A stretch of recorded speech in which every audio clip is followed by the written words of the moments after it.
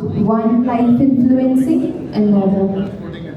Ladies and gentlemen, esteemed CEOs and visionary leaders, a warm good evening to one and all present here. Myself, Elizabeth PJ, and Amrita Menon.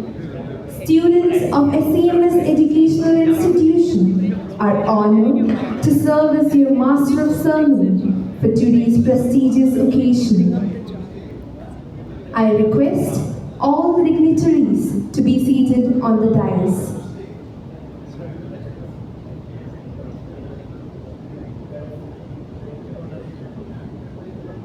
Once again, we welcome you to the KMA Management Association CEO Conclave 2024, where we embark on a transformative journey, the Asura way of life, the Contrarian path to success. This conclave invites you to think, recharge, and revolutionize your approach to leadership.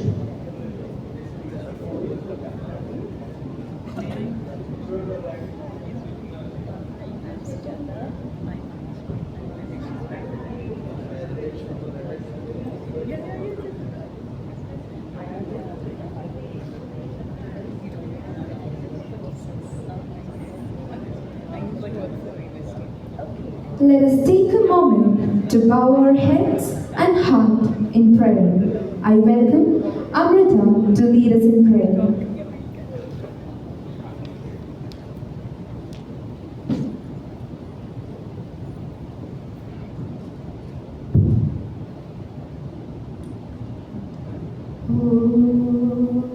Sarvesham swasthar bhavatu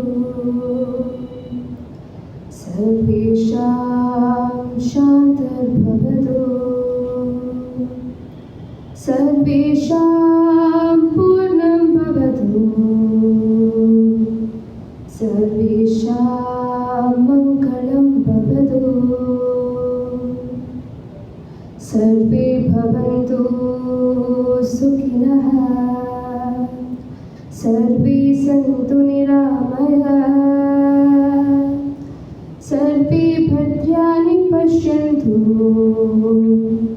Ma kaschit dukkha bhag bhavet Sarve bhavantu sukhinah Sarve santu niramaya Sarve bhadrani pashyantu Ma kaschit dukkha bhag bhavet Ma kaschit dukkha bhag bhavet.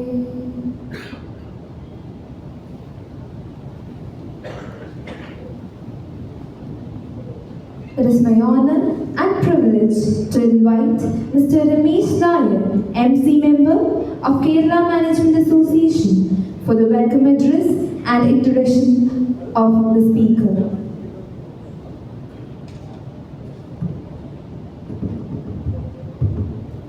Good evening and a very warm welcome to today's CEO Conclave. When I was asked to do a formal welcome for Anand, I figured that you did not want to just hear something that you could get off Google or from the back of his books, but perhaps something else. There are some who might have wondered why we would invite a storyteller for this conclave. And to an extent, they might be right. He is an artist par excellence, a writer, a cartoonist, an actor, and a public speaker.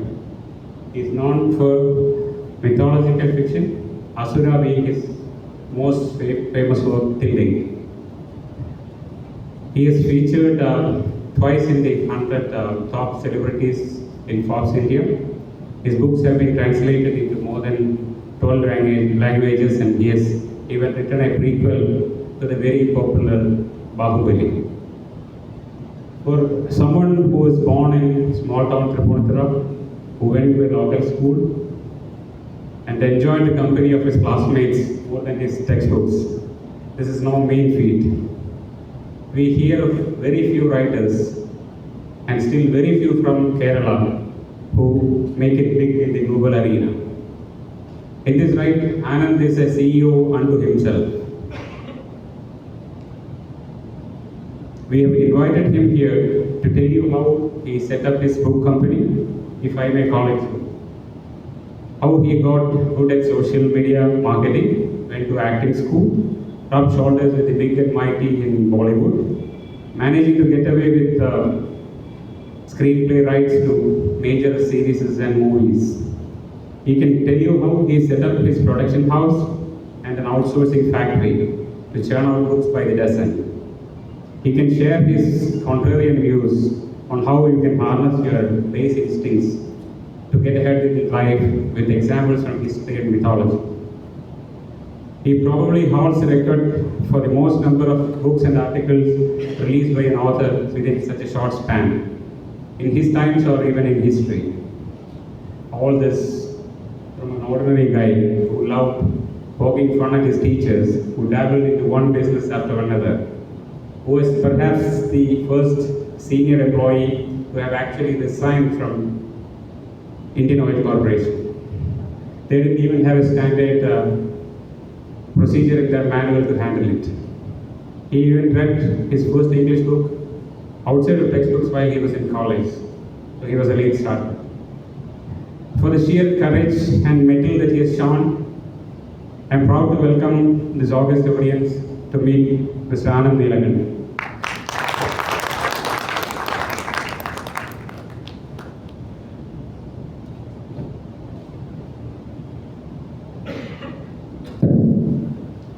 Thank you, sir, for your kind words.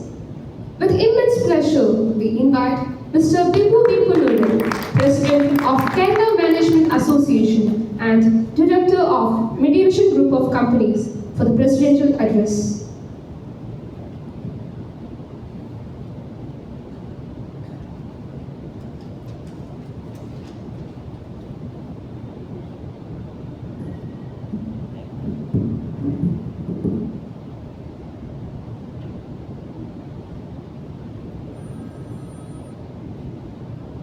Our chief guest and speaker for the day, Mr. Anand Neelakantan, Chair of the CEO Conclave, Mr. Ramesh Nair, our Treasurer, Dilip Narayanan,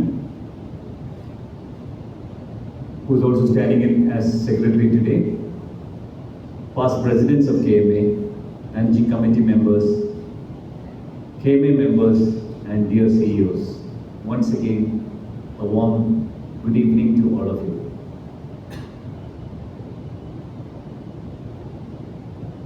Mr. Anand has been introduced quite well by Ramesh,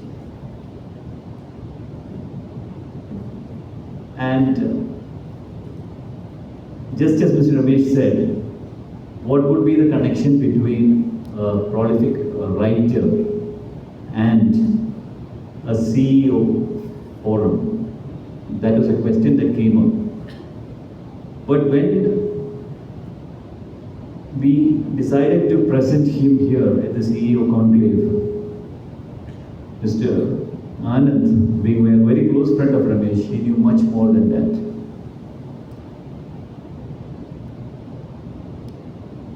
I would actually describe all of you sitting here as the Bahubalis of the corporate world today. What does Bahubali mean? It means strong arm. And why a CEO or an MD or a business owner is a Bahubali? Because we take risks. We have strong arms and strong minds. And we embrace any kind of challenges that come our way. Naturally, it is not the brick and mortar companies alone that survive today. We all know that. Gone is that era. A small kid sitting in an obscure room somewhere can also make millions. And it is told that the largest number of investors today in India are in the stock market world and in the mutual funds in India today are below 30. So that's the way the country is growing, and that's the way things are happening.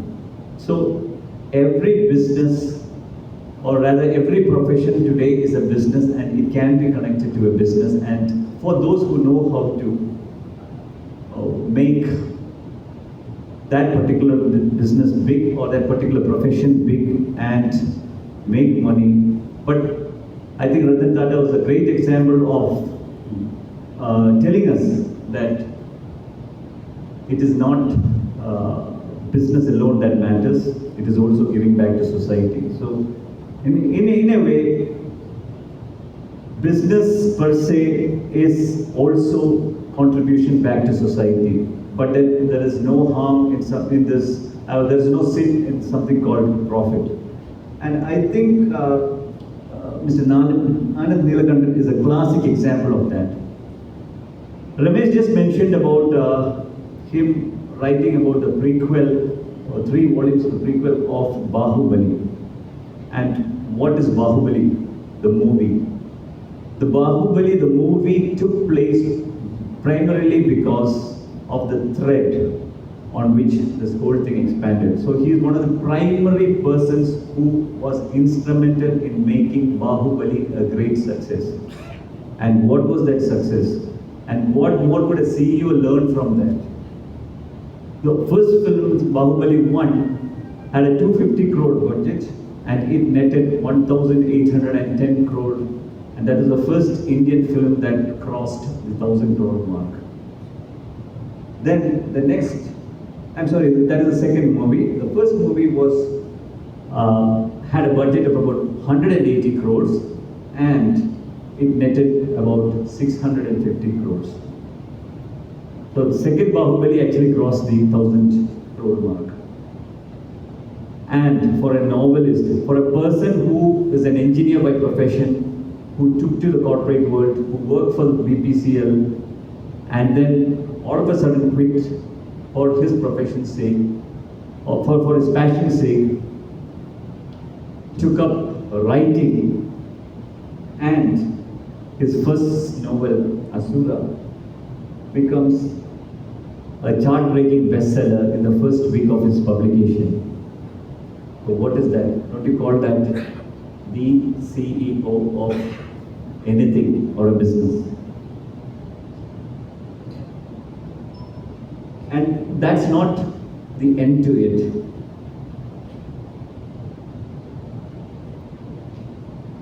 He actually bases his writing, his movies, his script writing, everything on fiction based on mythology. And in the world of business, mythology also plays a role. If we look at the Ramayana, the Mahabharata, the Bible, there are so many stories that connect mythology to business.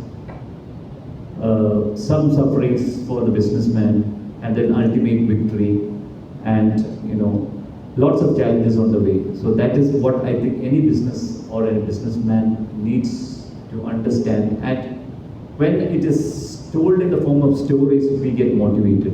And I think that is exactly what this gentleman is all about. And on the business side, he's a great script writer. He's based in Mumbai. He writes scripts for so many movies, mostly for the Bollywood, and I think series, if I'm not wrong. And yet, he's got his own company. He's the founder and CEO of Anand Neelakantan Writers Studio. That's the name of his company. He's the CEO and founder and CEO of that company. And to add to that, he was just telling me that he's got a resort in Wayanad called Planet Green Resort. And he plans to expand that. He's slowly planning to set his base back in Wayanad, expand his resort out there, and back to nature. That is his long-term plan. That's what he was telling us. So all this put together, I think we have a very successful CEO, a very successful novel writer, the man behind, or a team player, that's what he called himself in the Bahubali sequel of events which led to the greatest movie that India has produced, which was one of the greatest successes. And here is the man for you, and I'm sure that we have a lot to hear from him. Wish you a great evening. Thank you. Thank you, sir. May the divine light guide us towards innovation, progress, and prosperity. So let's invite all the dignitaries for the lamp lighting ceremony.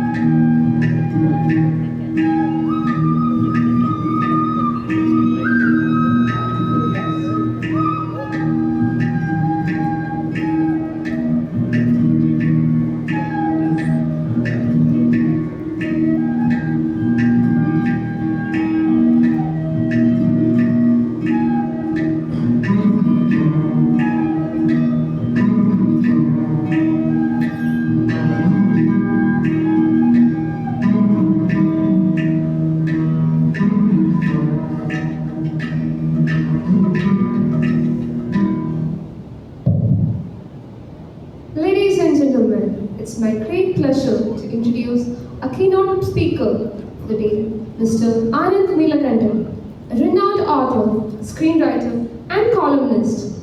Mr. Neelakantan is no stranger to the unconventional. His works often explore the darker side of mythology, challenging traditional narratives and inspiring us to think differently. Tonight, he will delve deep into the Asura way of life, sharing his insights on how embracing the contrarian path can lead to extraordinary success.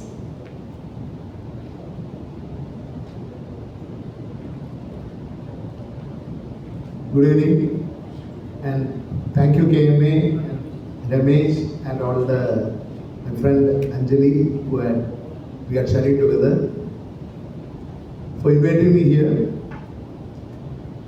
ഇത് മലയാളത്തിൽ വേണോ ഇംഗ്ലീഷിൽ വേണോ? I don't want to make this very formal. മലയാളമാണ് വരുന്നത്. I can shift anybody who can't follow Malayalam. Yeah, okay. So I'll mix it a bit. I may use Malayalam, but mostly I'll do it in English. Thank you. So before starting, this is I have only half an hour, so I'll try to summarize what it is, a big topic. The Asura way. Before starting, I know they have been talking a lot of things about me. Some of them are true. But I would like to tell 5 minutes to beat my own drums. How I had started my journey, from where I started, why I started, and what I am doing now. I know you are all very senior CEOs, owners of the companies. Most of the things which what I will be telling here, you will be already knowing it. It is only confirming your beliefs, because the society has, right from our childhood, has taught us many things which have been, what I feel is a restraining factor on most of us and our growth, especially people from Kerala. So I belong to this state. I am from Tripura. I studied here. All throughout my life, the first part of my life I was in Kerala. Very late I went out, And I now interact with various global CEOs and companies and chief ministers and opposition leaders and politicians. Something which I have always felt is that Kerala is a small state, a beautiful, cute, fantastic state with great achievements in social era and other things. But in the arena of business or even in the arena of films and shows with which I am also involved, the thought process has been always thinking it very small. Somehow it has been imbibed in our mind right from our childhood that it is some sort of sin to think big or think big, think beyond whatever restrictions and things you are having. This is social conditioning which has perhaps kept us restrained to what we are now, or at least restrained us from achieving our true potential. So before getting into that, a little bit word about my story. I was also born as such in a small town, very conservative town of Tirunelveli. It gave me a lot of advantage. There are more temples than necessary. Too many temples there. A lot of Kathakali or Tathulla. This is something which I grew up with. So that explains the basics of my interest in mythology, Puranas and other things based on which I had built my career. Unfortunately, I was forced to do engineering. I always dreaded maths. Even now, at the age of 50, my biggest nightmare is today's maths exam and I don't know anything about it. I'm going to fail, I'm going to fund this exam. Maths has been a nightmare. So why did I take maths? It was the peer pressure, the parental pressure, the time when we had passed out of school. Unless you are an engineer or a doctor, the society, everyone from the coconut climber to the neighbor to the fishmonger, everybody will ask which engineering college you are going, which medical college you are going, and you don't have an answer. It meant that you are good for nothing, you are wasting your parents' resources and time, and you are wasting your life. So naturally, I ended up in Thrissur Engineering College, where I studied everything except engineering. I flunked a lot of papers. She was my, Mrs. Ramesh Anjali was my batchmate, lab mate, and I was her biggest headache because she was very studious. She was a class topper, and my aim at that time was to get most people, most number of supplies. So I ended up with 10 supplies. In the lab I was a menace. Everything except engineering I liked. But I learned a lot about life in engineering college. I passed out, I decided to study better than all those people who passed in 96 itself. I took another 1 year to pass because I had a lot of other back papers. So somehow I passed it, and then that time itself, there was no dearth of ambition for me.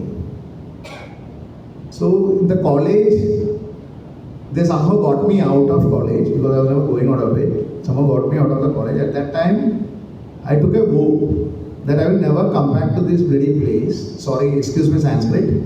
I will never come back to this bloody place unless I am big enough that they will invite me there.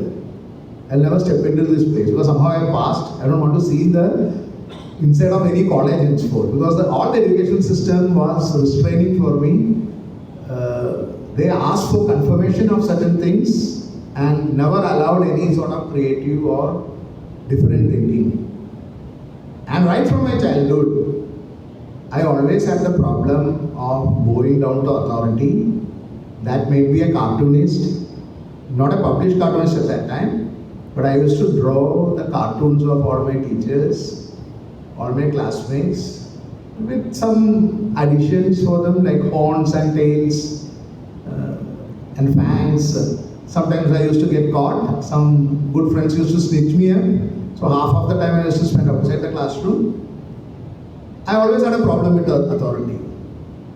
And I always had a problem with the conventional ways in which our stories are told. A civilization is based on the stories it tells itself. A company is based on the story it tells itself. A human being is based on the story they tell themselves. We are all story makers, myth makers. Any factory you are making, first you should have a story to tell, a story to sell. These two are very important. So, when right from the childhood, there are so many stories in Indian mythology. I come from a very conventional, conservative home. So the stories which I have been taught, they thought that it is a very conservative, conventional story. But what many of our parents forgot, God bless them, but many of what our parents forgot is that these stories have evolved over years and they have taken their own form to suit the times of different era. So take the example of Ramayana. Ramayana was told in a particular way by Valmiki. But there are thousands of Ramayanas. By the time it reached us, it had gone through multiple revisions and editings. And it had become like a Chinese whisper. So what you got distilled is a Bhakti era or the devotional era Ramayana. Now what is wrong with devotional? Being devotional.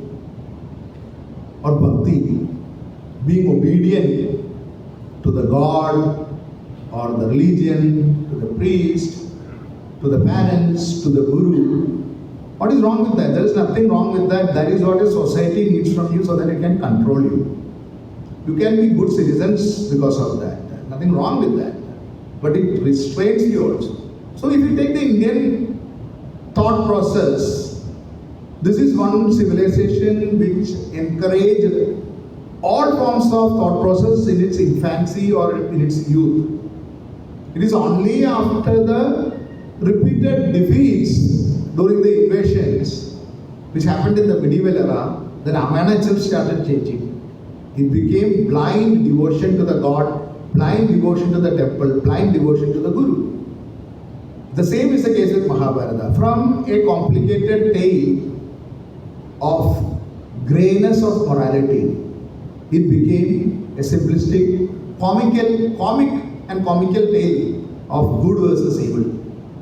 So one side was branded evil, the other side was branded good, and you were advised to have devotion to the God, whether it is Rama, whether it is Christ, whether it is Allah.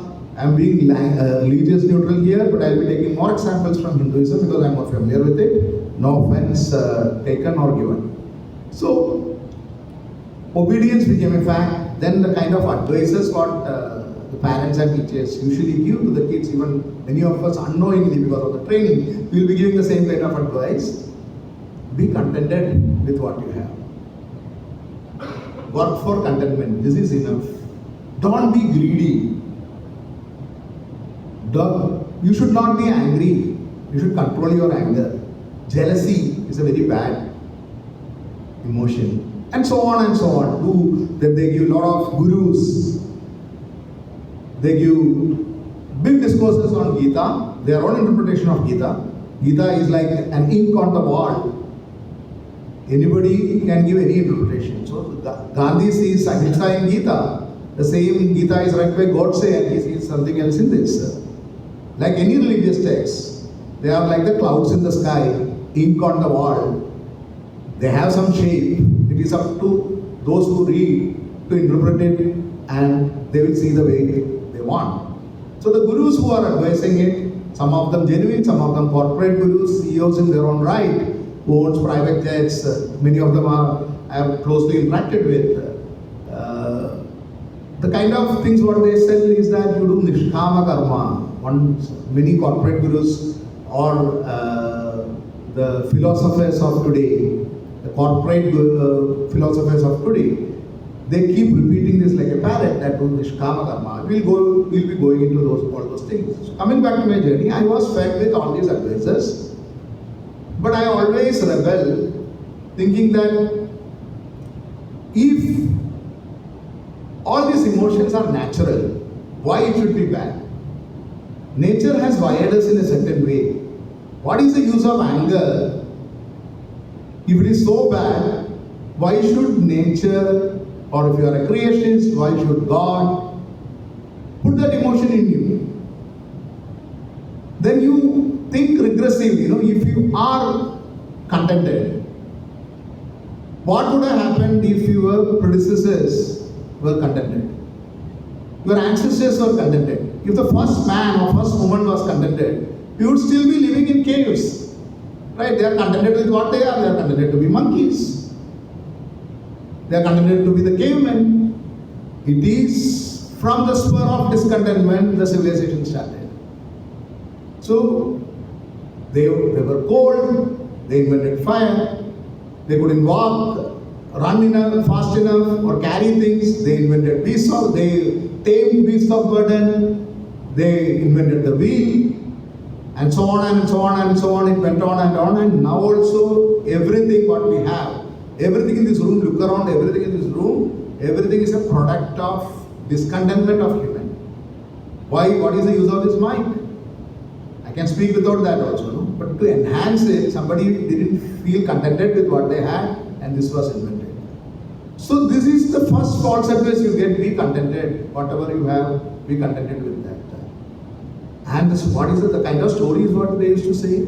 Many of you might have heard about it, the story of the devout Bhakt, Kujela, Sudama, Kujela, whichever name you call it. Bhakta Kujela is played in Kathakali, it is played in temples, it comes in different forms in different religions. The same story where a man who had studied, I will narrate the story just to refresh your memory, most of you might be knowing the story. Kujela, the word itself means a man dressed in rags. He is so poor that he is dressed in rags. He had, depending on which version you take, he had 16 kids, he didn't have any other job, I think, 16 kids. 32 kids, 108 kids, whatever versions you go, he had a lot of kids and no money to feed them. And he was the classmate of Sri Krishna. So his wife started nagging him. I think the film of Srinivasan and Mammootty, which came as Villuvar in Hindi also, is inspired from the same story.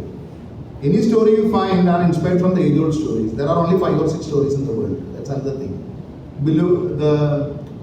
ഏതാ പടത്തിന്റെ പേര് എന്താണ്? ശ്രീനിവാസനും മമ്മൂട്ടിയും കൂടി Sreenivasan barber ആയിട്ടുള്ളത് കഥ പറയുന്നത്. It's almost the same story. So Kujela goes to Krishna, begs for he thinks that he will beg for some livelihood, and he has only the flattened rice, avil. He takes it, he takes it and goes to Krishna, and he is so ashamed because of his poverty, he goes to him. So this is told in the temple, this is a childhood tale which I heard, told with a lot of devotion, a lot of tears in the eyes. Old grandmas will be crying when they hear this story. He goes to Krishna, Krishna takes him inside, Krishna comes and hugs him, the big man comes and hugs him. He has not forgotten, just like what Mammootty does to Srinivasan, he has not forgotten his friend. He takes him inside and he asks, what have you brought me? And this fellow is so ashamed to show, Kujela is ashamed to show the puffed rice. So Krishna grabs it and takes a handful of it and puts it in his mouth. And when he is trying to put the second puff, Rukmani holds his hand and restrains Krishna. Kujela doesn't understand what has happened, why is he doing this? And in his tension, he forgets to ask what he has come for. And he goes back, depressed, saying that I couldn't even ask him. And he goes back and sees his house has become like Antilla of Ambani. There are a lot of servants. He has suddenly become rich. The God has blessed him. The devotion to the God, this blessing has been given. So be devoted to God. This is the story they emphasize. I had a problem with this story. This fellow who has not done anything in his life, he couldn't even ask anything. Forget doing anything. He couldn't even ask. What kind of story you are teaching your kids? Be devoted, God will take care. Okay, we can use these things when you are down and out, and as a crutch you can use this kind of story if you are having. But for a normal person, what message it gives to you? So I went back to Puranas and I found another fascinating story of another devotee. So it depends on what story you tell yourself, right? This devotee I am talking about, that devotee is the only person who can sing a group song alone. Can you guess? Ravana. He's the only person who can sing group song alone. So the first time when I encountered him, I had this logical issue. I don't know whether I'll come to his story and just opening up your minds. When they conceived him, how does the symmetry of his head work if he has 10 heads? 5 on this side, it has to be odd number, right? 1 here and 5 each, it will be correct. If you say even number 10 heads, he will have head like this. So as a kid itself, I got beaten up also for at the age of 8. Really nicely thrashed by my father when he told me the story of the squirrel who helps Ram during the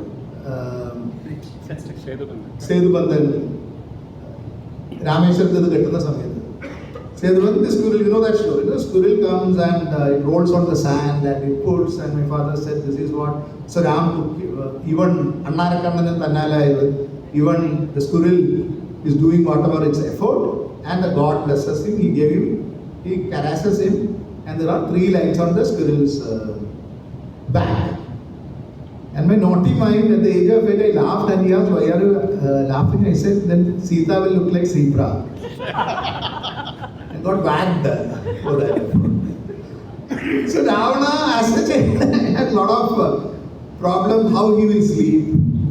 He can sleep only on his back or on his belly. He cannot sleep on his side. Otherwise, he will be slanted like this. How will he enter a room? As a child, I was imagining all these kind of things.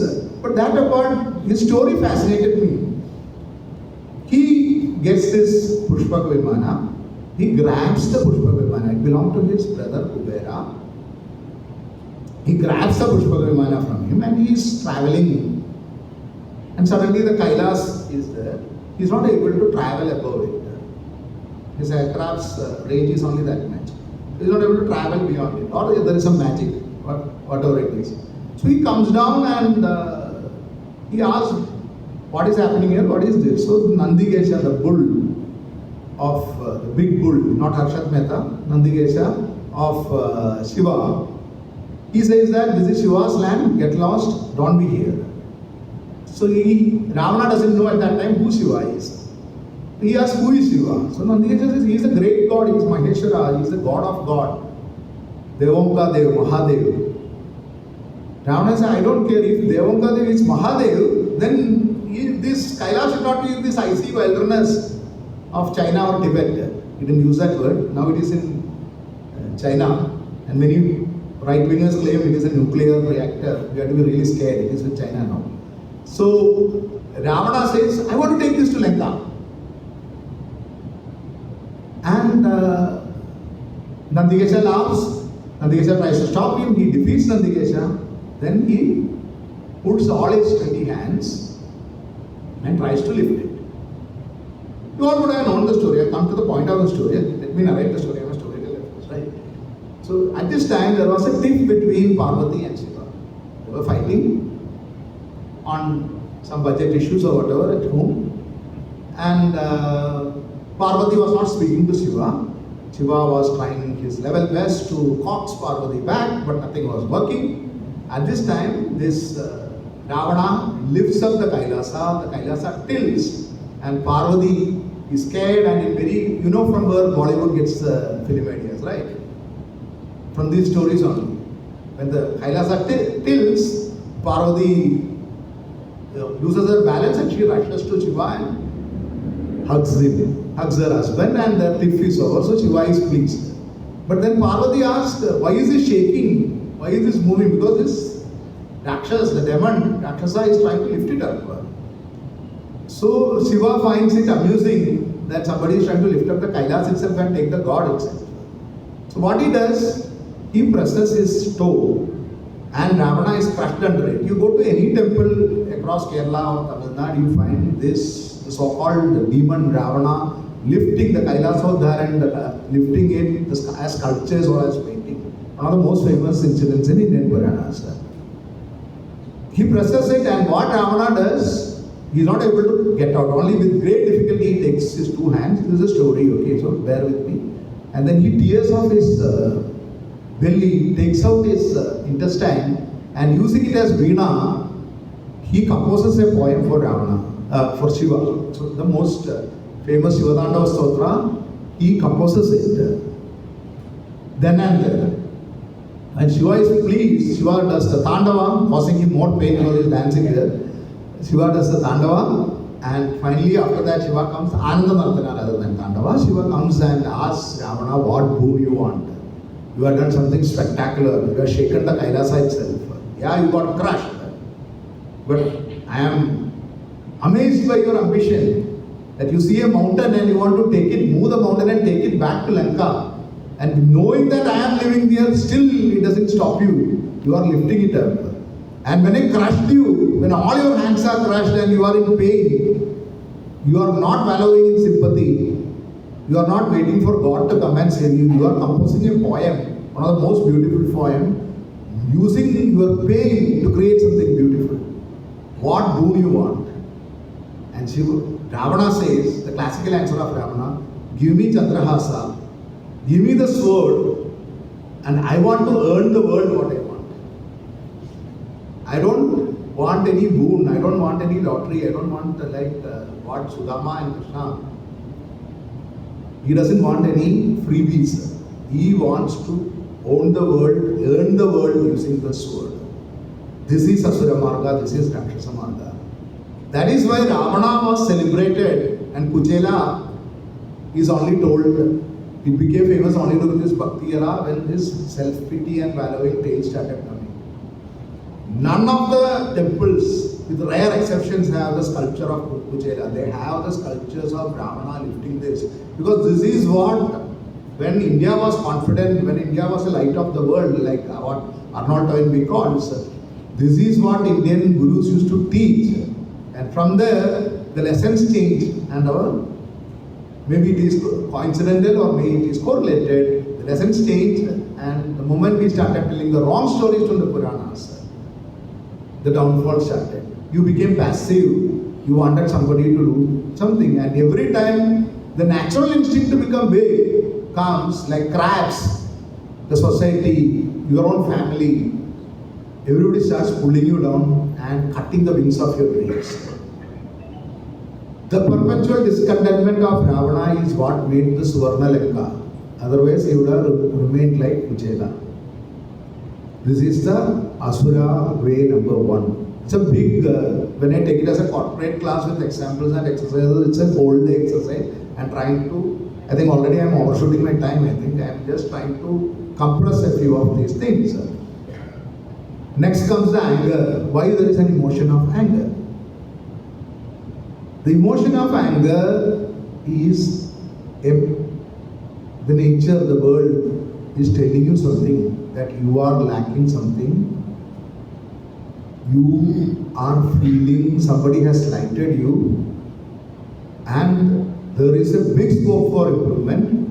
And many of the great civilizations, great discoveries have come from this emotion of anger. If Gandhi was not thrown out, what he did with this anger, that's a separate thing. It's like you have a knife, you can use it to carve something, cook something or stab someone, right?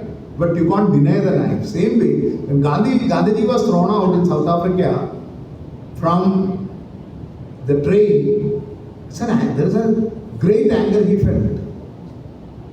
That anger propelled him and changed the history of the world. Chanakya went to the Emperor Nanda, and he was a professor in Takshashila, the Guru Acharya in Takshashila University, but who never cared for the dress and everything. So he was dressed shabbily. He had walked all the way from Afghanistan to Patliputra and went for a feast to Nanda. And Nanda's brothers were all ruffians.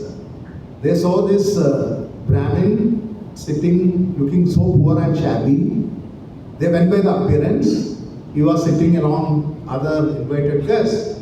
They didn't know who he is, what is his capability. They mocked him, grabbed him by his hair and threw him out. Chanakya was really angry, and he vowed that I will destroy this Nanda empire and I will create an empire which will be top till the end of the world. I will find a person and create an empire. It's a big story, I'm just shortening it. His journey itself is very big. He is taught by a tribal woman how to channelize his anger. He channelizes his anger.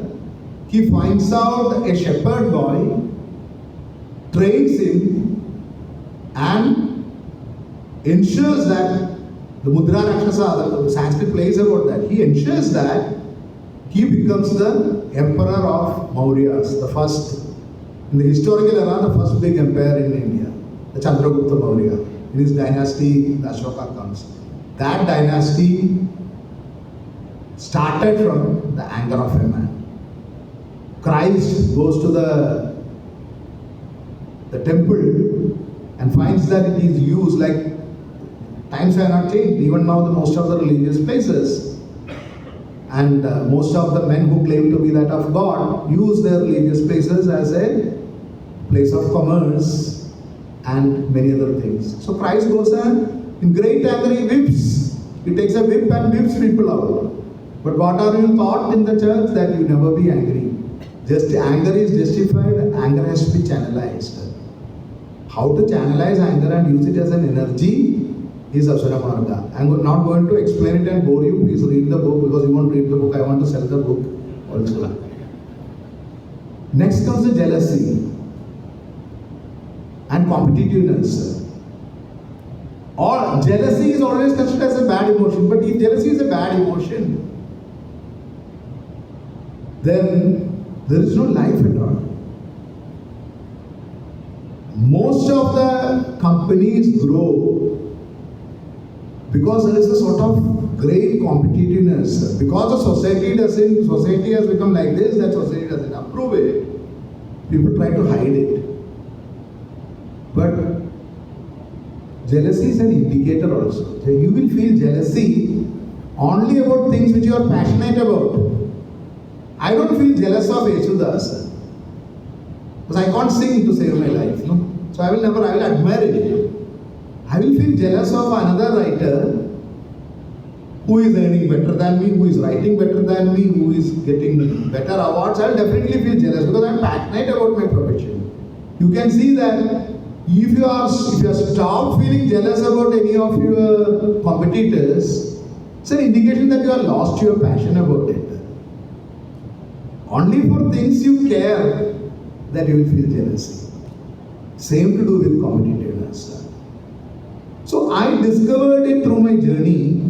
It's a big subject. I will come back to Nishkama Karma and then I will come back to my journey and I will end it, because already I have taken 45-50 minutes. One of the most false advice given is about Nishkama Karma, because it denies the greatest force of life, that is karma, which is contradictory to the classical Indian thought. Because what are the classical Indian thought? Four great stages of life, four dharma, the four legs of the stool of your life. Dharma, that is your ethical and moral code, which is not based on any scriptures or Puranas or any holy book. This is your Swadharma, your own dharma. You have to define your morality and stay true to it. You define your rules first. So that is why Mahabharata war is said, Kurukshetra is a dharma kshetra. It is not the war of dharma against adharma. It is a clash of different dharmas. That is what Vyasa tries to say. That is why if it is a war of good versus evil, and if it was good that won, then after Mahabharata war, think about it, after Mahabharata war, a golden age, the Satya Yuga should have started. What started is Kali Yuga, if you go by that, is the age of darkness. So the logical question is, what won? Did the adharma win or the dharma win? One of the things which the classical Indian tradition teaches is to question everything. Buddha says that don't believe in anything just because it is written in some Vedas, in some scriptures. Don't believe in anything it is just because it is told by any gurus, don't believe in anything because it is told by Buddha, he himself. He tells his disciples, believe or know it by yourself using your logic, and your knowledge will keep on updating, so your beliefs can also change. Same thing Krishna tells in Gita, I have given you the deepest of knowledge. It's not a commandment. You obey it or you will burn in hell. The Indian system is, I have given you the deepest of knowledge. He tells Arjuna after telling the Gita, and use your logic and come to your conclusion. And there's a funny incident in Mahabharata. Arjuna forgets about Gita after the war, and he asks Krishna, I have forgotten it once, one more time, can you tell this? Krishna says, forget about it. Use his soul. But the problem with Gita, it's not a problem with Gita, the modern interpretation of Gita is, many have advised Nishkama Karma. Wrongly. Nishkama Karma is what? They say that, do your duty, don't worry about the results. Nishkama, without passion, without worrying about the results, we have equanimity, whether it is good or bad, whether you succeed or win, it doesn't affect you, you keep on doing your duty. What a great philosophy to make slaves. What a great philosophy to make robots. With the dharma, coming back, dharma, artha, kama, moksha, right? Dharma, your swadharma, artha. Artha has two meanings. One is your material and spiritual wealth, and the other is meaning itself. Find meaning in what you do, that is artha. And kama. Kama is not just sexual pleasure, it is also a big part of it. We have never denied the power of sexual pleasure. That's why all the gods, whether it is Krishna or Shiva, their sexual erotica forms one of the greatest element of Indian poetry.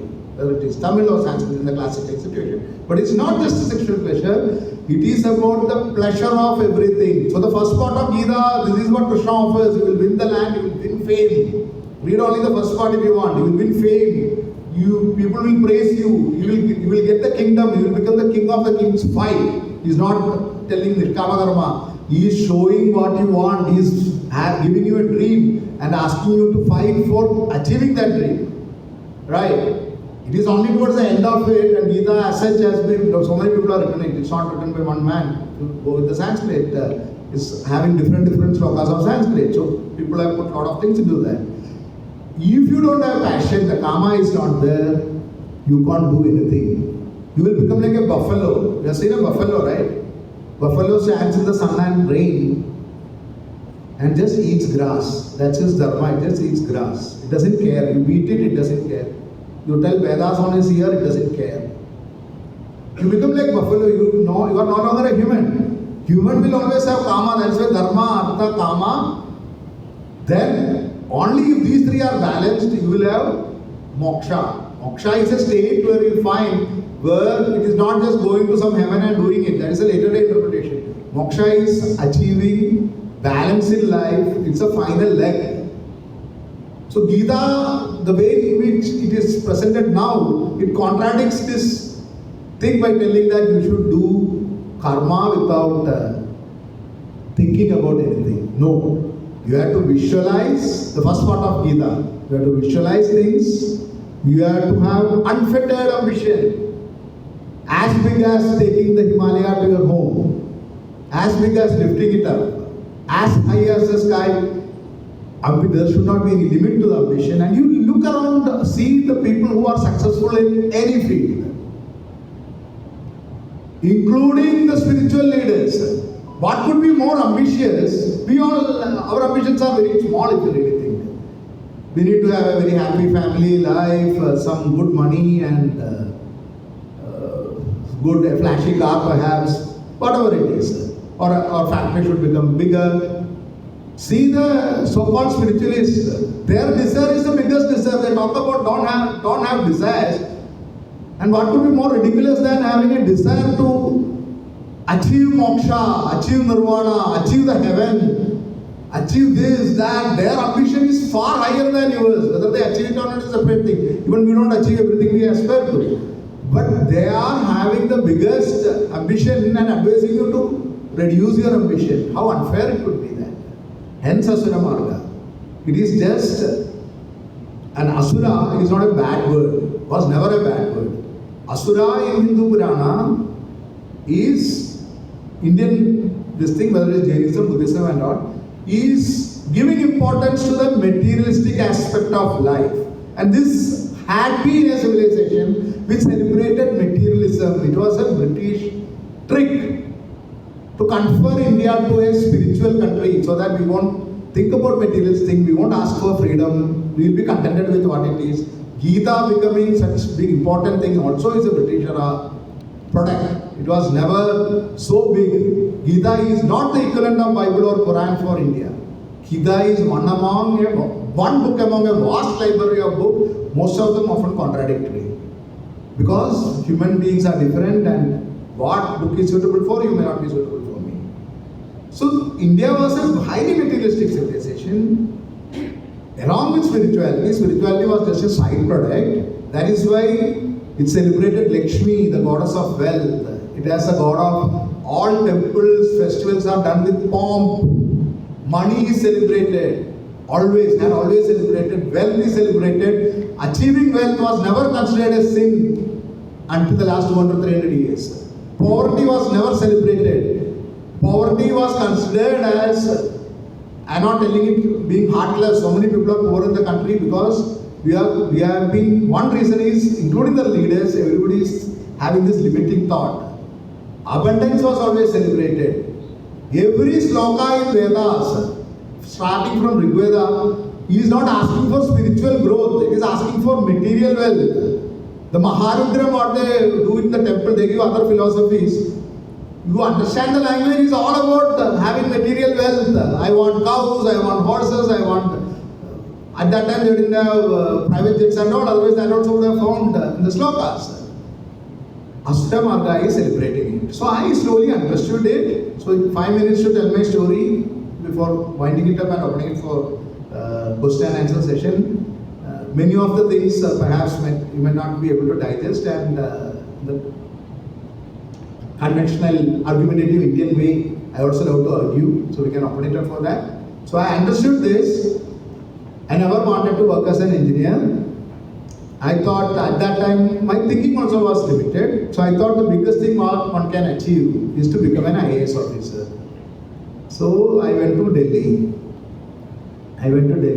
My uncle was there. He didn't want me there.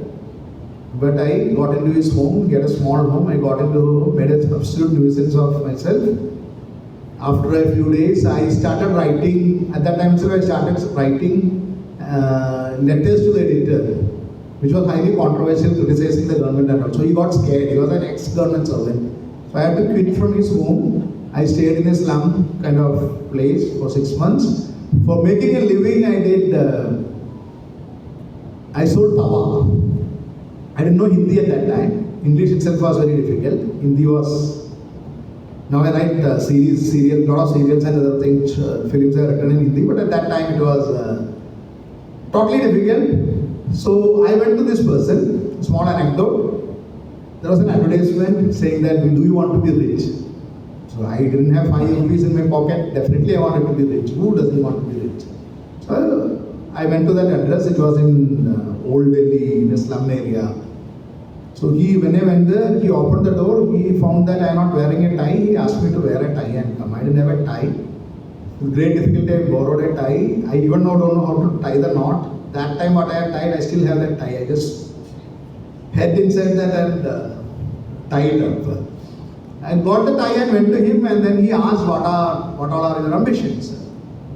So there is a limitation what a 21-year-old boy, 22-year-old boy will know. Now I regret it. I told him I want to be famous, so he take. Then I want to have the biggest car I knew was Benz. I said I want a Benz. I want a big house. I want to do this, and I went to write. Anjali knows right from my childhood. My other friends, school friends, Santosh and other people are here. Right from my 5th standard, I used to say I want to become the Prime Minister of India. So there was no limit to my ambition. I went to become. I will become perhaps one day. God forbid.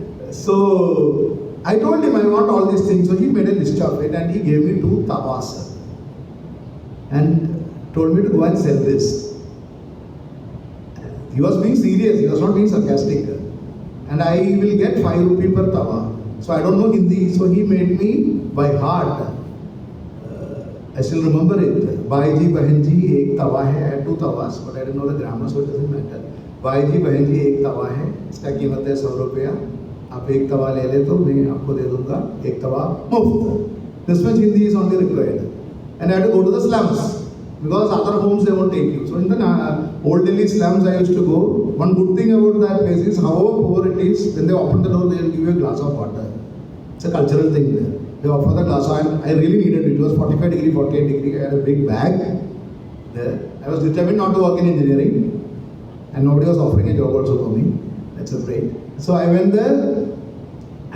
Somebody will open the door, and immediately I will start telling this. I don't care if it was Bhaiji, Uncle Ji. I don't know who it is. Whether it is Bhai Bahen, I will just say this. Bhaiji Bahen Ji, ek tawa hai, iska कीमत है 100 रुपया. They used to reply. I used to smile. I had no clue what they were talking. Now I know they were talking very colorfully about my ancestors. But at that time I had no clue. So I never got angry, I smiled and I will repeat it. So after some time I became a kind of entertainment to all the ladies in that slum.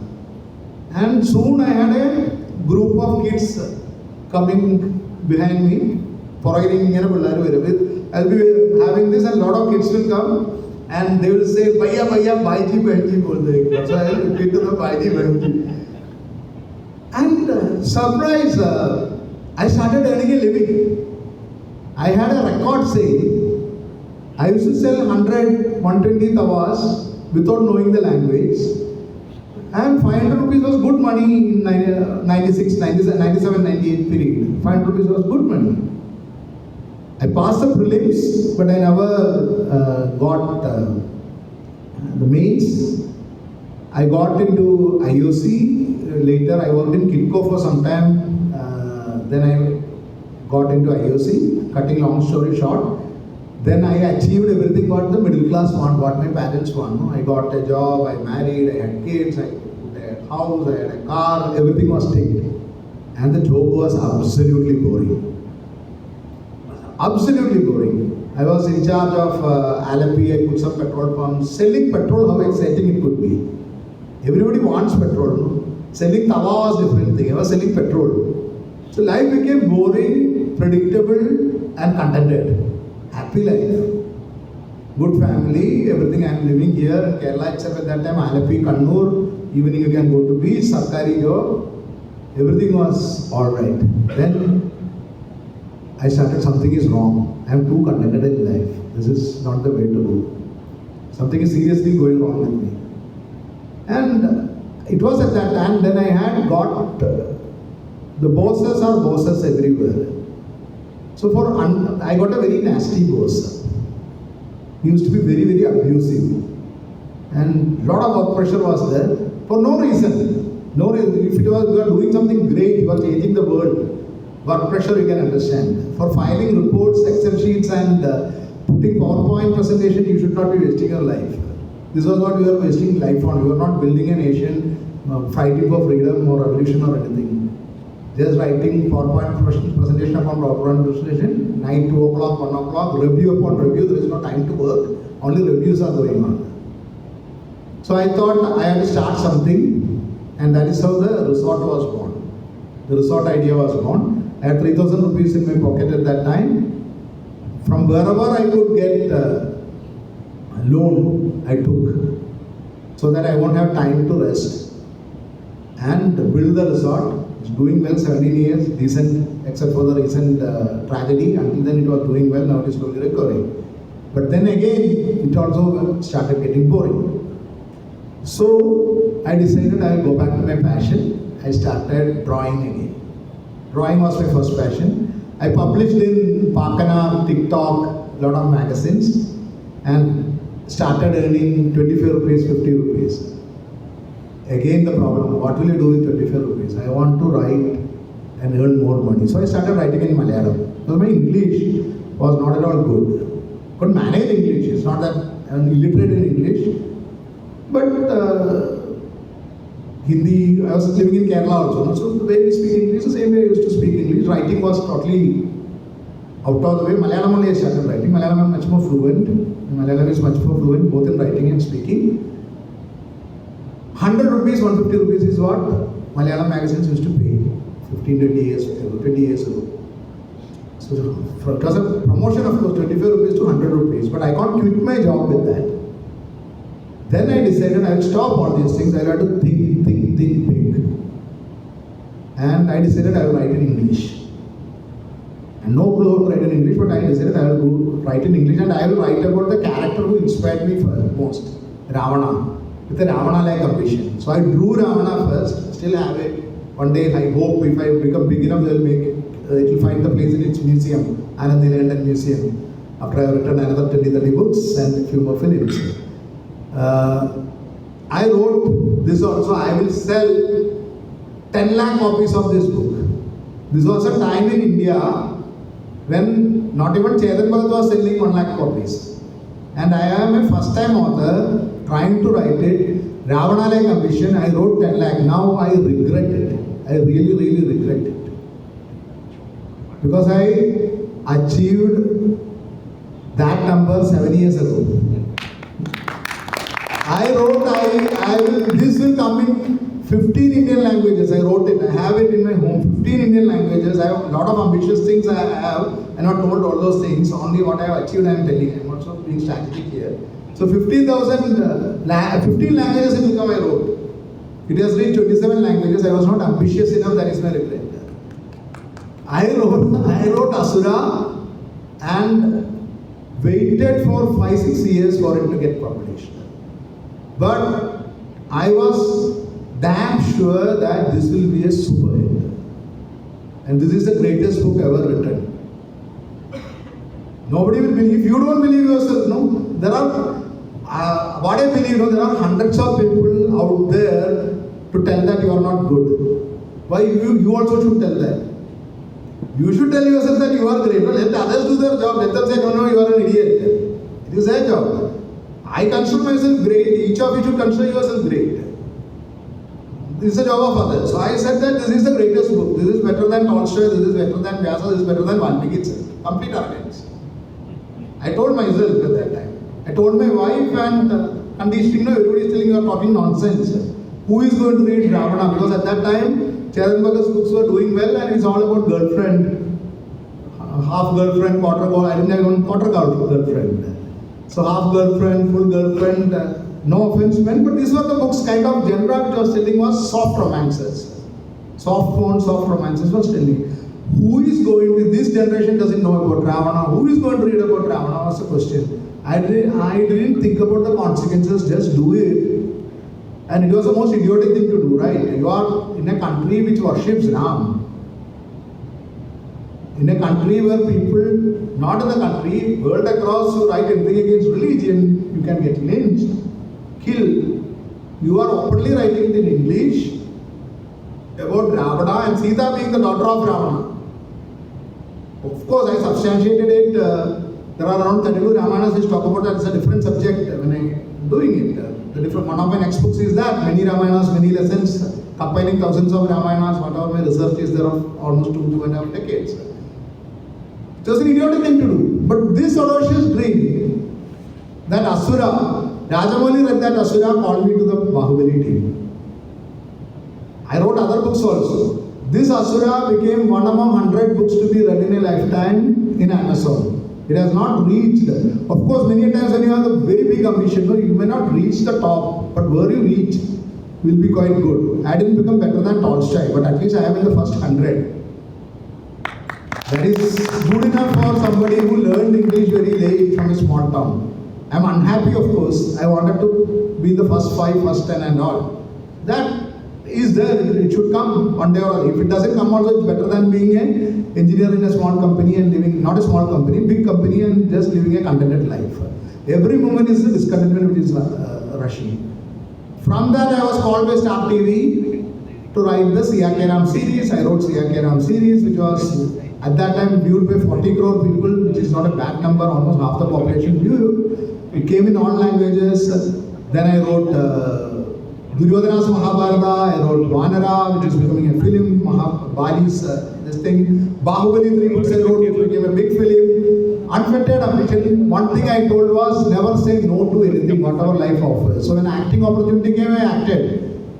I started getting the ambition to act and I joined an acting class. There are strugglers in Bombay, 20 years they are sleeping under the flyovers trying to get a chance because they don't believe in themselves. I attended 15 days of acting class, 16th day I get a acting assignment. I acted in Muthu ad. Then I acted in Conclave ad. I acted in 2 or 3 series. Not big role, I am not going to become Amitabh Bachchan or this thing, or maybe I may become, that's a separate thing. But the moment I decided that this is going to happen, it happened. Life works like magic, you have to say yes to it.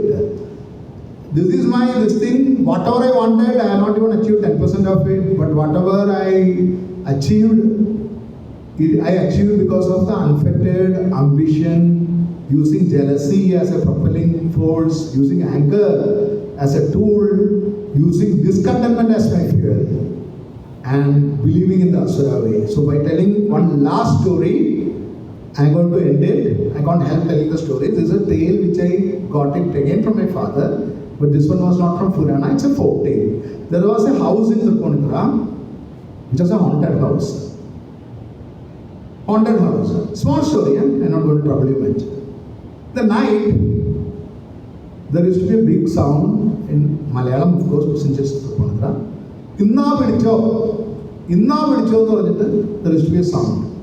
So whoever slept in that house, they used to run away. And sharp at 12 o'clock, all the lights will go. If your light is there or if you are a lamp, other pole, and there used to be a sound.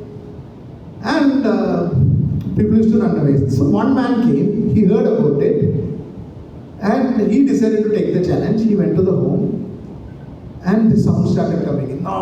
He didn't know what it is. It could be anything. Maybe a ghost will come, maybe a Ikshi will come, which is more sweeter, or some Bhudam will come. You don't know what it is, what is going to come. He said, Anna, you know to take it. Just give it to me.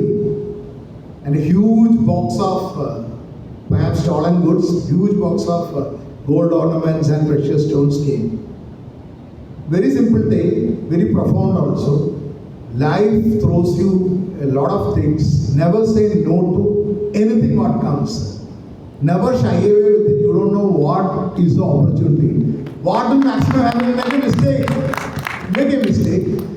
Asuras do make a mistake. Be an Asura, and the spiritual side or whatever it is, like just like how Ravana was spiritual and had a lot of poetry and music in him, it will come by itself. First, become that, have unfettered ambition. I'm opening up for questions and any brickbats, if any. Thank you.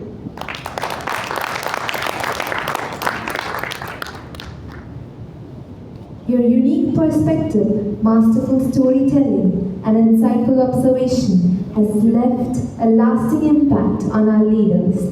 Thank you, sir, for your impactful speech. Now it's time for the Q&A session. The forum is open for questions.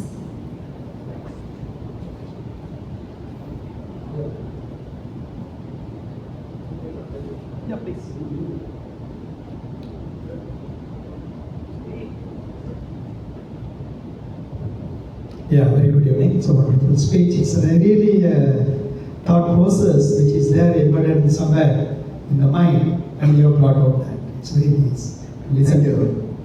And you know, the Ravana was never considered to be a wrong person in any of the Puranas. Let me be very clear to you. You may be knowing it. Still, I want to tell you this. Especially in the Kamba Ramayana, I am from Tamil Nadu. I am actually gone through the Kamba Ramayana. In the Kamba Ramayana, Ravana is equivalent to Ram. There is, except for a small incident which is actually he has been dragged in, his ambition, everything was being brought into that. That's wonderful, and never, our epics never portray any of the This is a speciality of Sanskrit and Tamil Ramayanas, but in Tulsidas Ramayana, he becomes an evil person, and that is why Ravana is burned. The effigy of Ravana is burned all throughout North India. Sir, actually, it is not actually a direct version of this. Yeah. It is actually hearsay by a different people. Let me tell you, the Kumaraguru, who was there in Tamil Nadu in Madurai, he learned this Kamba Ramayana, went to the Kashi. From him and from the different hearsay, this Tulasidas learns this Ramayana and speaks on it. Yeah. Okay, it is not a real version of from one to one. It is a hearsay version of many people. So what the people wanted to listen, it was told in the time of Mughal period, Correct. not in the before or after. Yeah. See, it is actually due to the conditions this Tulasidas Ramayana has come, and it is not a real Ramayana which is supposed to be learned by a literate people who wants to understand the literacy or who wants to take the life to the next level. That's okay, that's a different point of view. I'm coming to the different point of view now. See, as you rightly said, the Asura way, I'll tell you the Asura way what the world has changed.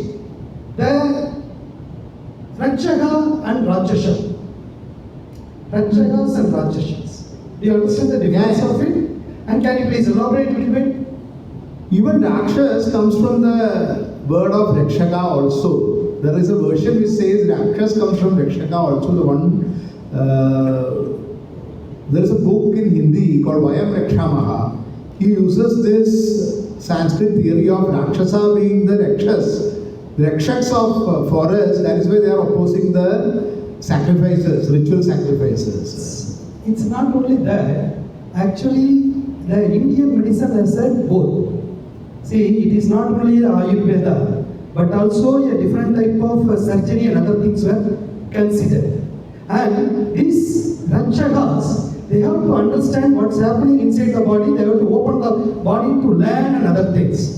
So when they open the body, the body is available, only the dead bodies you will be forced to see, and today the surgery, whatever the people are learning, they open the body and see what is the dead body is there, what is the different types things are there. So they go to the bodies and they open the body, they learn the things.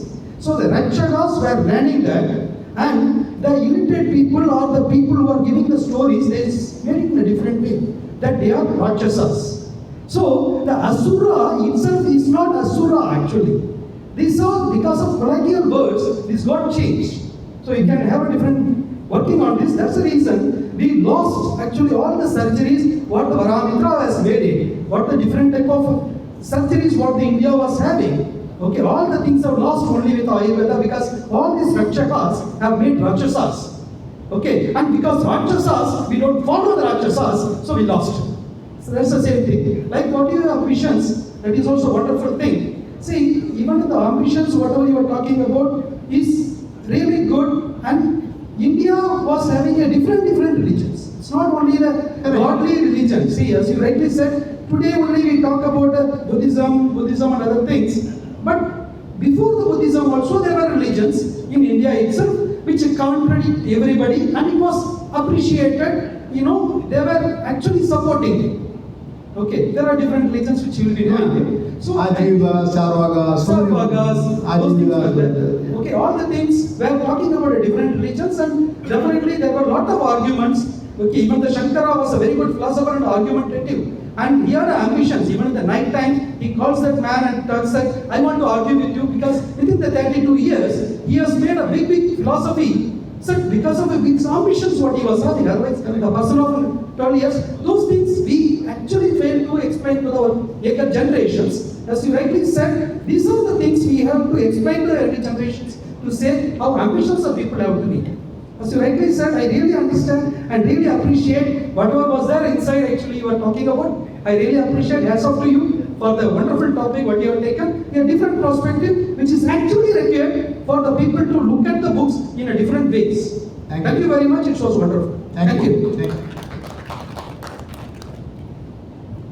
I would like to say special thanks to Mr. Nandan for speaking in English for one person. I think I'm the only person. And had you not done it, I would have missed the wonderful talk. Thank you, sir. And second, I read this discussion or discourse, whatever you have given, is basically a kind of a Samudra Manthan, wherein the joys like discontentment, jealousy, anger have come up. Normally, the Suras or gods, they have taken the anger, and the rest of the things has gone towards the Rakshasas. But today's, I would say this discontentment, anger, jealousy, these are kind of things which are treated as negative things to be treated as Amrit today. And I mean, it is a wonderful contrarian view which you have given for these negative thoughts, to treat it as a driving force or channelizing the energy. Thank you very much for this. Thank you, sir. Thank you.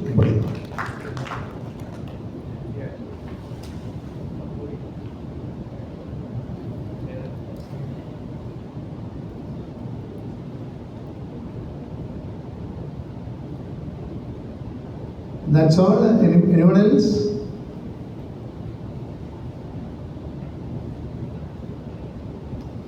No contradictory views from what I said.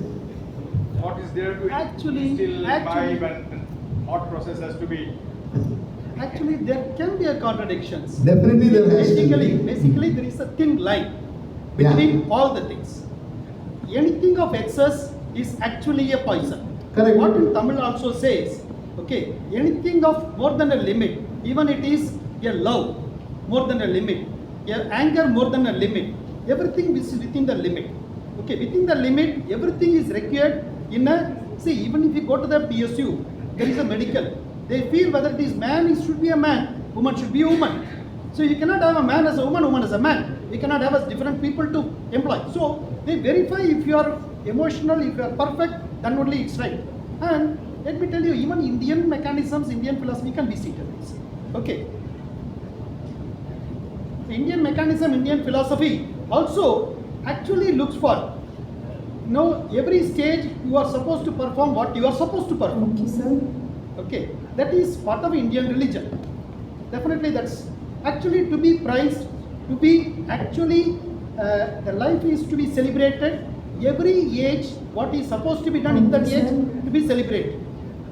Anand, I want straight on that.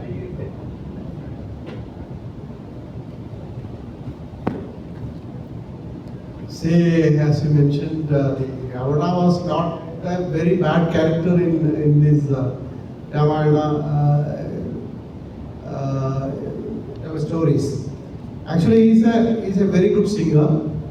He's only that find out that Veena, this is Ravan Veena. So many things. He's very capable person. But I think he has been reached to the level only because of his sacrifices.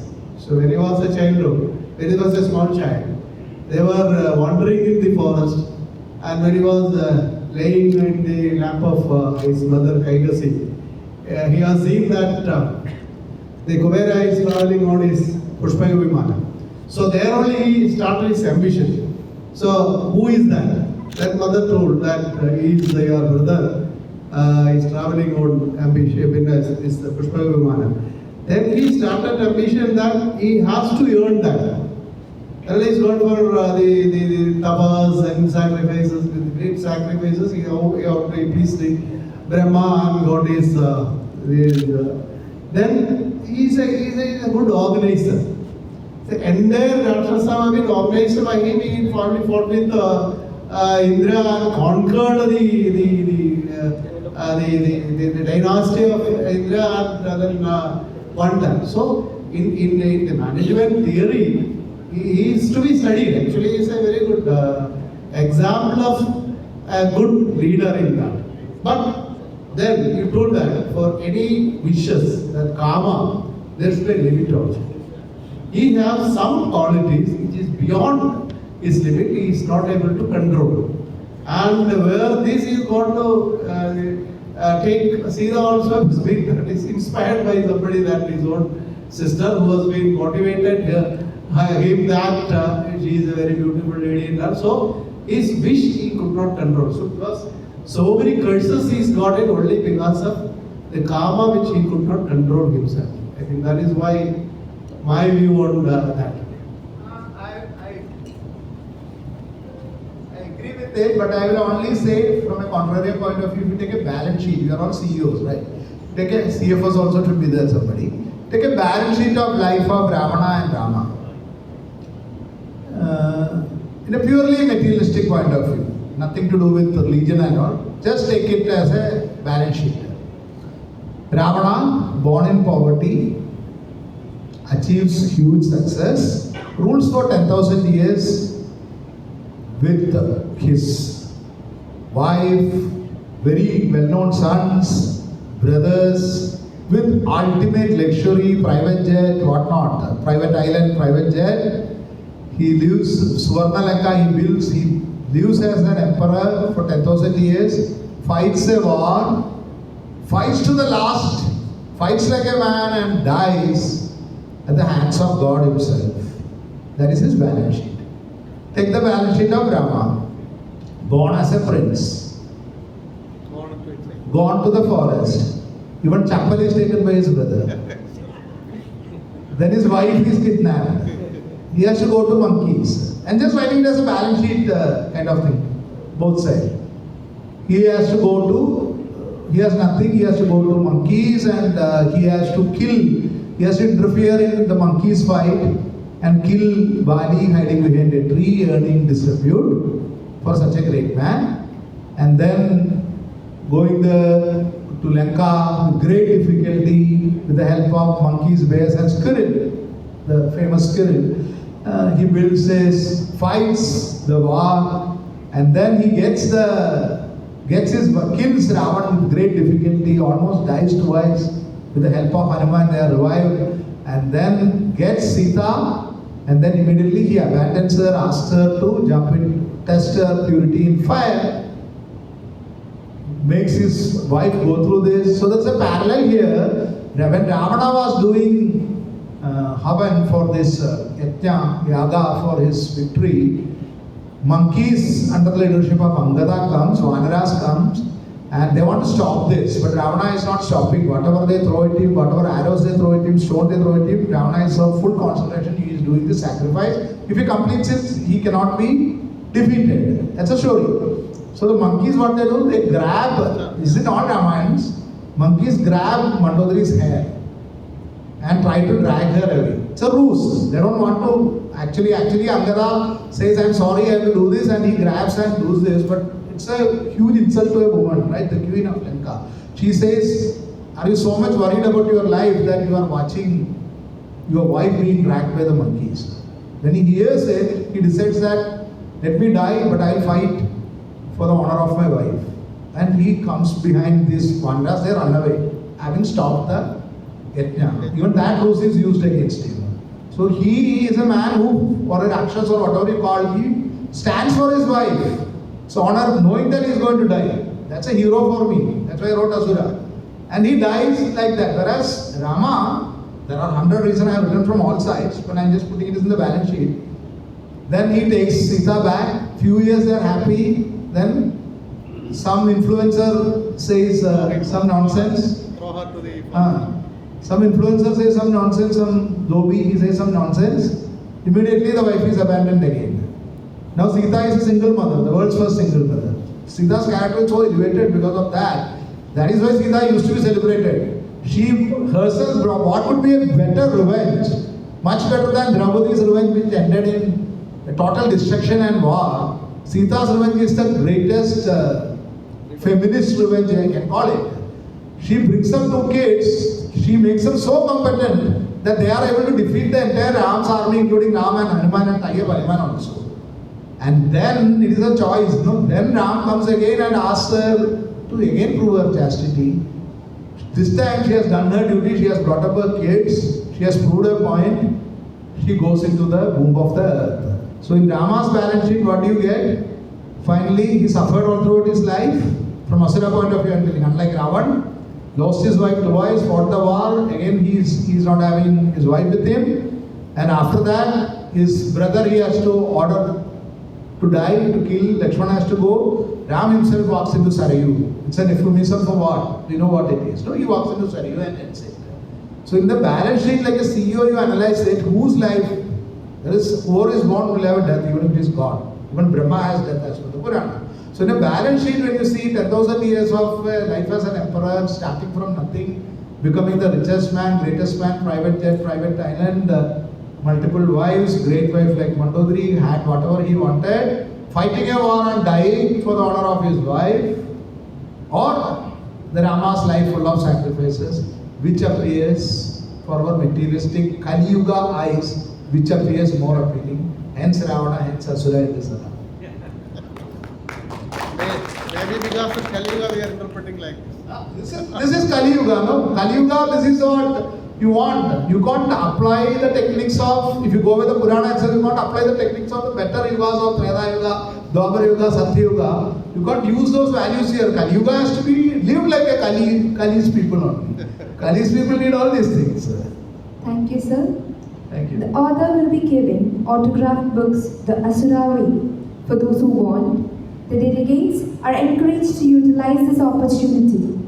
Also, this is to remind you about the 42nd Annual National Convention on 16th and 17th January 2025 at Grand Hyatt Kochi. Registration counter is there at the entrance of the hall. Please utilize this opportunity to avail the early bird offer. It's time to express our heartfelt gratitude to our esteemed speaker and organizers. Please join me in welcoming Mr. Dilip Narayan, Treasurer, KMA, to deliver the vote of thanks.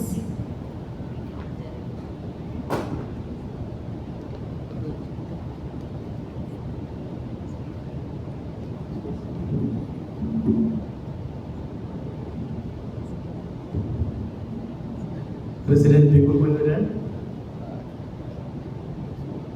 celebrated storyteller Mr. Anand Neelakantan, CEO Forum Chair Mr. Ramesh Nair, past presidents, managing committee members, and distinguished CEOs and business leaders. Warm good evening.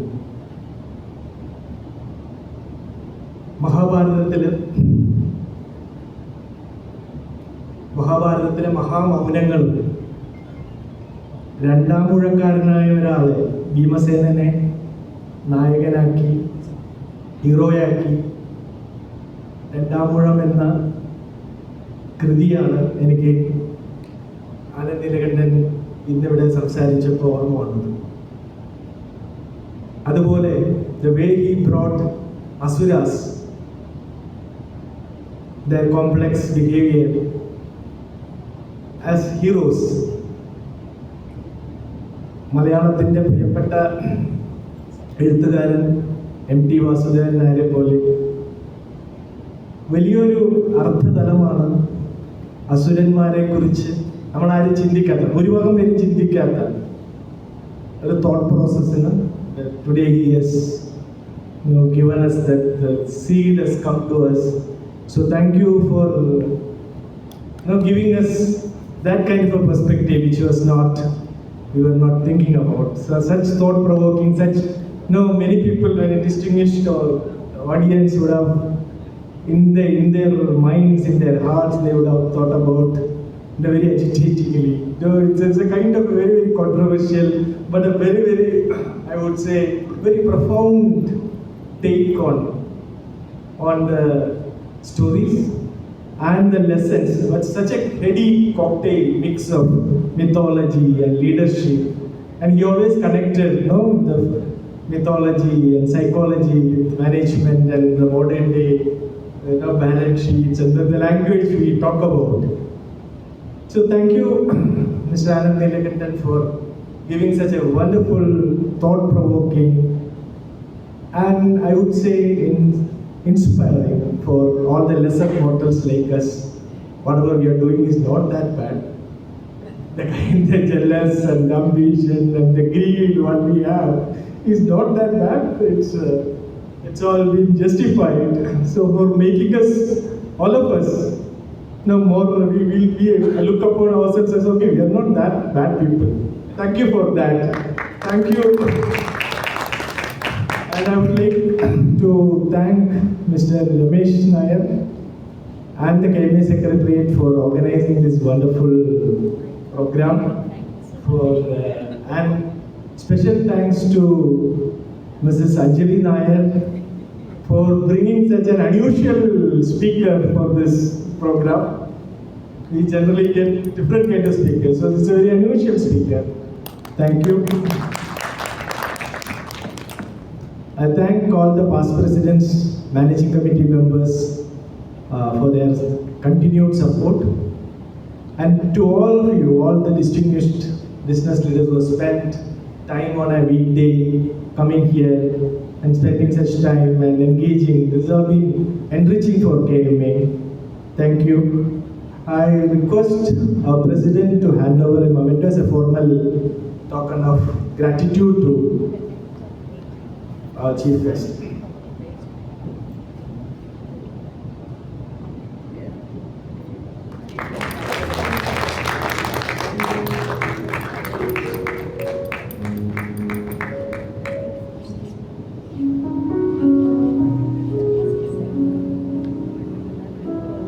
I would request Mr. Ramesh to hand over the live memento where he has a photograph.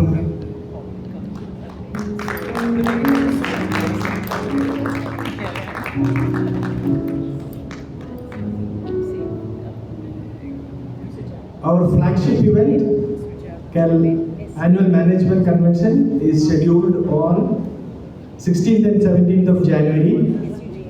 The registration is open, kindly register, and also I request humble appeal to all the business leaders and the CEOs to support the organizing committee led by Senior Vice President Mr. Hari Kumar by way of sponsorship.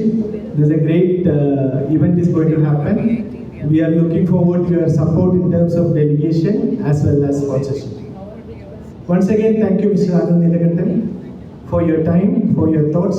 Thank you all. Thank you, sir.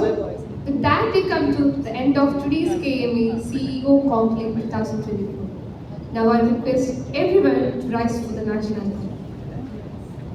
Jana Gana Mana अधिनायक जय हे भारत भाग्य विधाता पंजाब सिंध गुजरात मराठा द्राविड उत्कल गंगा विंध्य हिमाचल यमुना गंगा उच्चल जलधि तरंगा तव शुभ नामे जागे तव शुभ आशीष मांगे गाहे तव जय गाथा जन गण मंगलदायक जय हे भारत भाग्य विधाता जय हे जय हे जय हे जय जय जय जय हे